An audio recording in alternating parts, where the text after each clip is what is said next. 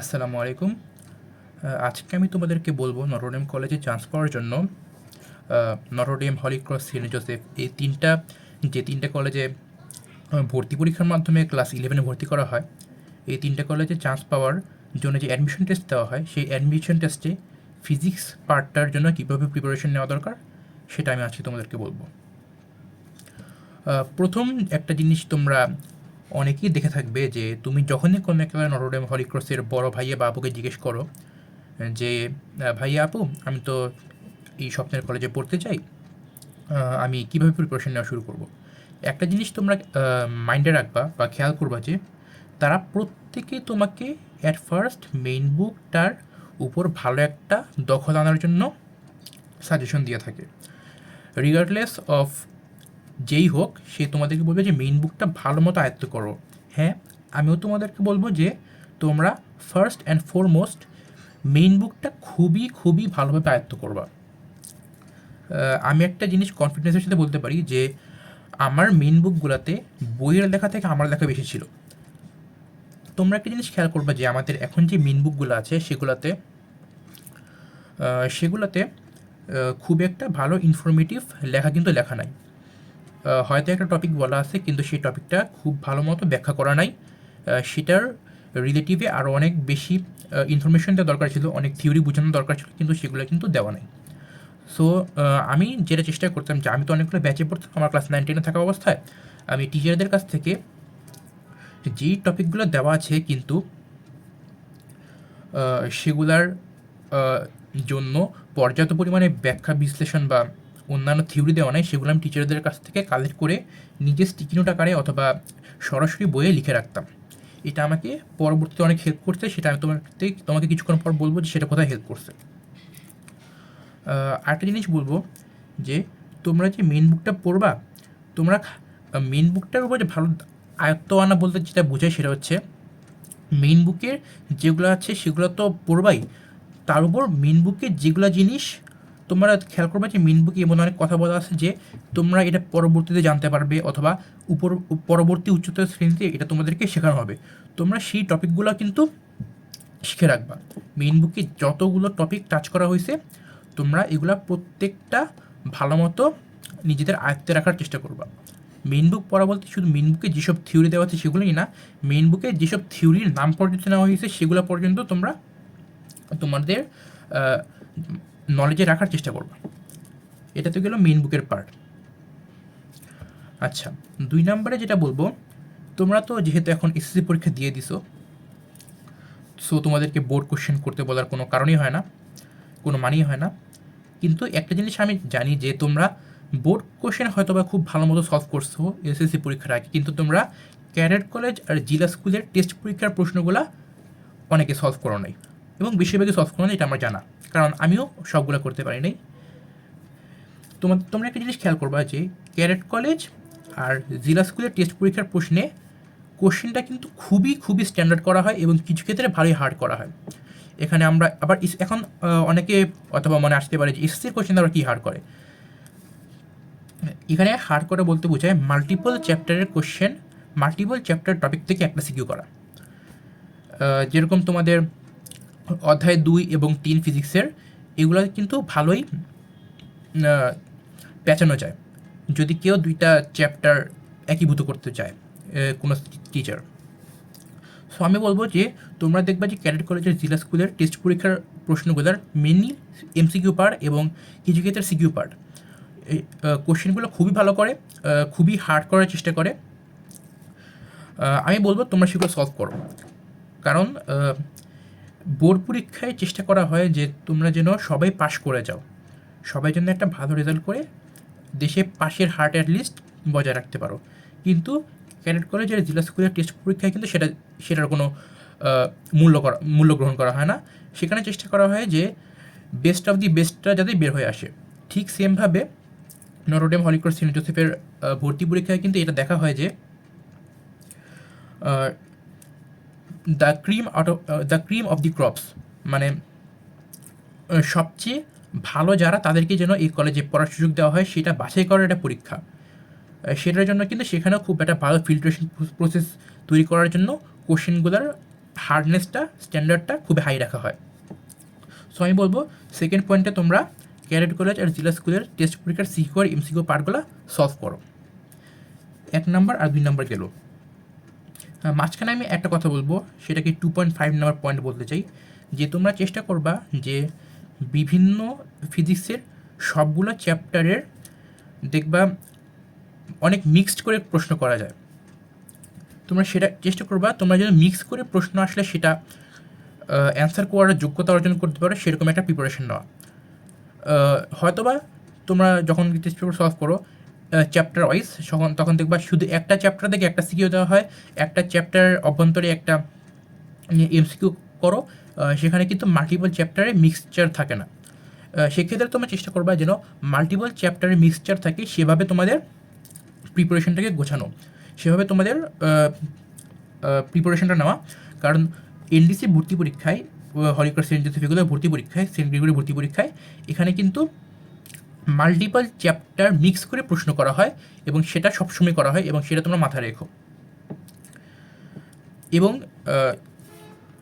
কিছু কিছু কোশ্চেন আছে যেগুলো কেউ পারবে না, সেগুলো অনেক আপার লেভেলের করা হয়, ইন্টারে কোশ্চেন দেওয়া হয় সেগুলো।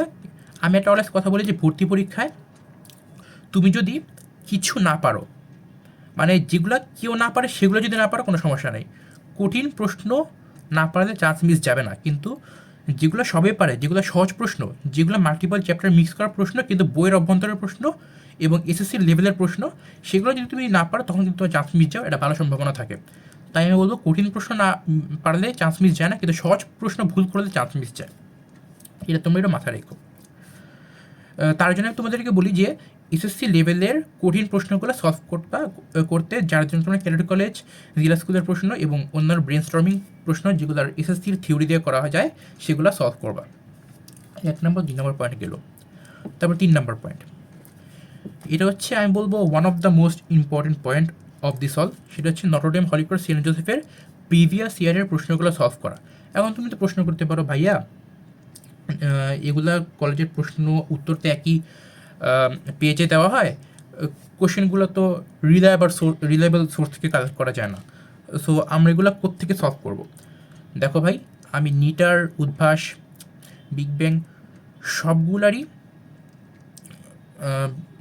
কোশ্চেন ব্যাংক দেখছি কলেজ অ্যাডমিশনের। তার মধ্যে আমার সবচেয়ে ভালো লাগছে জয়কুলিটা। এখন জিজ্ঞেস করতে পারো জয়কুলি কেন? দেখো ভাই, জয়কুলির কোশ্চেন হচ্ছে সবচেয়ে বেশি অথেন্টিক, যেটা আমার মনে হয়েছে। কারণ জয়কুলি যে অ্যাগ্রেসিভভাবে, এটা একটা হাস্য করো যে জয়কুলি যেরকম অ্যাগ্রেসিভভাবে ছাত্রদের কাছ থেকে পরীক্ষার পরপরই কোশ্চেন কালেক্ট করে সেটা আর কেউ করে না। তো আমি বলবো তোমরা জয়কুলির একটা কোশ্চেন ব্যাংক পাওয়া যায়, অনেক ভালো একটা বই, যদি তোমরা পড়তে পারো খুবই ভালো হয়। সেই কোশ্চেন ব্যাংকের পুরোটা সলভ করবা, পুরোটা মানে পুরোটা। আমি উদ্ভাস, নিটার, জয়কুলি সবগুলো সলভ করছি। তার মধ্যে আমি বলবো এতগুলো সলভ করার দরকার নেই ভাই, এমনি বহুত কষ্ট করতে এসেছি পরীক্ষায়, এখন এটা আরাম করার টাইম তোমার। তোমরা জয়কুলির কোশ্চেন ব্যাংকটা ফুল সলভ করো, শুধু একটা কোশ্চেন ব্যাংক ফুল সলভ করো। আমার বিশ্বাস এখানের কোশ্চেনগুলো খুবই রিলায়েবল, খুবই অথেন্টিক। এই একটা কোশ্চেন ব্যাংক সলভ করলে আমার বিশ্বাস তুমি একটা ভালো আইডিয়া পেয়ে যাবে এই কলেজ অ্যাডমিশন পরীক্ষাগুলো কেমন হয়।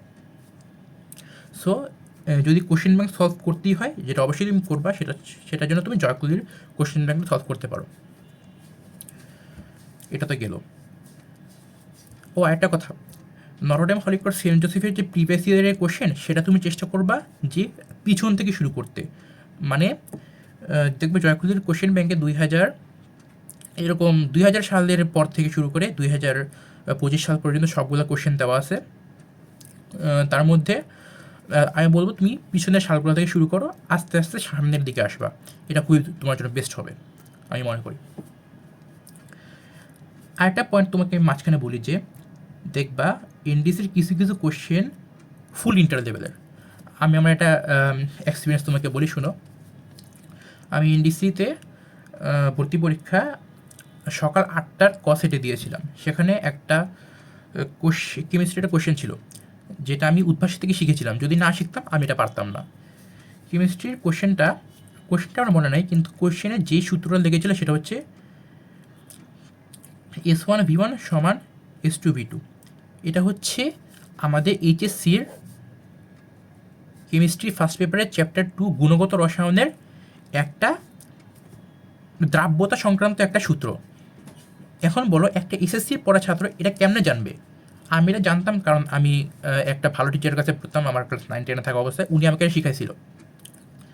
কারণ আমাদের তোমাদের মৌলের যে স্টয়কিওমেট্রি যে চ্যাপ্টারটা আছে সেই চ্যাপ্টারে কিন্তু এস ভি এগুলো সব কিছু পরিচয় দেওয়া আছে, কিন্তু সেই সূত্রটা দেওয়া নাই।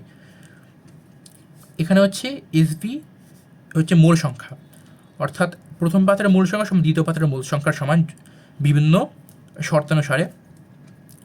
এই সূত্রটা তোমাদের বইয়ে দেওয়া নাই, কিন্তু এটা দিয়ে আমার সময় এইচএসসি নর্ডেমে ভর্তি পরীক্ষা কোশ্চেন আসছিল, এবং আমি যেহেতু এই জিনিসটা জানতাম তার জন্য আমি সেটা পারছিলাম। এবং আমি যাদের সাথে কলেজ অ্যাডমিশন কোচিং করতাম তারা কেউ এটা পারে নাই, এবং তাদের মধ্যে কিন্তু বেশিরভাগই চান্স পাই না। আমরা উদ্ভাসে মনে হয় কতজন কোচিং করতাম, মালিবাগ ব্রাঞ্চে আমরা মিনিমাম তো 600-700 খালি এক ব্রাঞ্চে কোচিং করতাম, সেখানে আমরা ম্যাক্স কতজন 20 থেকে 30 জনের মতো চান্স পাইছি। সো ভাই বলি, তোমরা একটু সিরিয়াস হও যদি এই কলেজের জন্য চান্স পেতে চাও। তোমরা দেখবা যে উদ্ভাসে বলে যে আমাদের কাছ থেকে এবার এতজন চান্স পাইছে, এতজন চান্স পাইছে, কিন্তু কতজন যে চান্স পায় নাই সেটা কিন্তু তারা বলে না। ঠিক আছে, সো এই জিনিসটা মাথায় রেখো। It is the survival of the fittest. এটা তো করলাম। ও হ্যাঁ, যেটা কথাটা বলতে আসছিলাম যে আমার মনে হয় এই জিনিসটা যদি আমি নাও পারতাম তাহলে হয়তো আমার চান্সটা মিস যাইতো না, কারণ এটা সম্পূর্ণ এইচএসসি টপিক এবং এটা 99% পোলাপানি পারে নাই। এটা আমি এনটিসিতে ভর্তি হওয়ার পর জানতে পারছি। সো এটা যদি আমি নাও পারতাম তাও আমার নর্ডেমে চান্স হইতে পারতো। তাই আমি বলবো যে তোমরা অনেকে এখন এইচএসসির তোমরা এরকম, হ্যাঁ এখন একটা তোমাকে বিজনেস স্ট্র্যাটেজি বলি। অনেক ভাইয়া দেখবা তোমাদেরকে বলে যে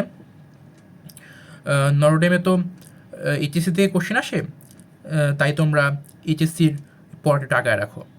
ভাই এই ভুলও করতে যাও না, 2 নৌকায় পা দিবা একটাও হবে না, ঠিক আছে? সো আমি বলবো যে জিনিস কঠিন, যে জিনিস সিলেবাসের বাইরে সেটা না পারো কোনো সমস্যা নেই, কিন্তু যেটা সবাই পারছে সেটা ভাই ভুল করা যাবে না। যেটা তোমার সিলেবাসের অন্তর্ভুক্ত সেটা ভুল করা যাবে না, সেটা পারতে হবে। গেল 3 number. 4 number, give as many mock test as you can. ভাই আমি যে আমার কলেজ অ্যাডমিশন টাইমে কত মক টেস্ট দিছি, NITER, Udvash, Big Bang, online offline, এমন কোনো প্ল্যাটফর্ম হয়তো আমি বাদ রাখিনি। এসএস ফিচার্সগুলো একটা ফ্রি কোর্স নামে ছিল, সেখানে আমি দিছি। হারভেস্টার একটা ফ্রি কোর্স ছিল কলেজ অ্যাডমিশনে, সেখানে আমি পরীক্ষা দিছি। এমন কোনো জায়গা বাদ নাই যেখানে আমি মক টেস্ট দেওয়া বাদ দিছি। সো আমি বলবো ভাই তোমরা মানে পরীক্ষা ভীতি দূর করো ভাই, পরীক্ষা ভীতি দূর করো। যত পারো পরীক্ষা দাও, যত পারো পরীক্ষা দাও। Give as many mock test as you can. পরীক্ষা ভীতি রাখা যাবে না। দেখো আমার স্কুলের এমন অনেক টপার ছিল যাদেরকে আমি ধরিয়ে নিছে এই নটরডেম চান্স হয়ে যাবে, তারা খালি এক্সাম হল প্যানিকের কারণে নটরডেমের চান্স মিস করছে। এক্সাম হল প্যানিক ভাই, এটা যে কী জিনিস তুমি বুঝবা না এনডিসি পরীক্ষা না বসা পর্যন্ত। উদ্বাসে আমি পরীক্ষা দিয়েছি, বন্ধুবান্ধবদের সাথে গেছি, চুপচাপ পরীক্ষা দিয়ে 100-200 পায়ে বসে চলে আসছি। কিন্তু তুমি যখন নটরডেমে যাবা, তুমি যখন নটরডেমে হলে গিয়ে বসবা, যখন নাকি তুমি দেখবা, যখন নাকি তুমি নটরডেমের ভাড়াটা বুঝতে পারবা, তখন ভাই তুমি যত বড় বুকের পাটা নিয়ে যাও না কেন তোমার প্যানিক হবেই, এটা তুমি শিওর থাকো। তাই আমি বলবো যত বেশি পারো এক্সাম দাও, এক্সামটা দিয়ে পরীক্ষার ভয়, পরীক্ষার ভীতি দূর করো। 5 নাম্বার, এটা হচ্ছে মোস্ট ইম্পর্ট্যান্ট, এটার থেকে ইম্পর্ট্যান্ট আর কিছুই নাই। প্রে টু আল্লাহ। মা বাবার দোয়া নাও, আল্লাহর কাছে তাহাজ্জুদ পড়ো, তাহাজ্জুদ পড়া চাও। ভাই মনে রাখবা, ভর্তি পরীক্ষা আর ভাগ্য সমর্থক শব্দ। কি বলছেন ভাই? হ্যাঁ ঠিকই বলছি, যা বলছি ঠিক বলছি। ভর্তি পরীক্ষার ভাগ্য সমর্থক শব্দ।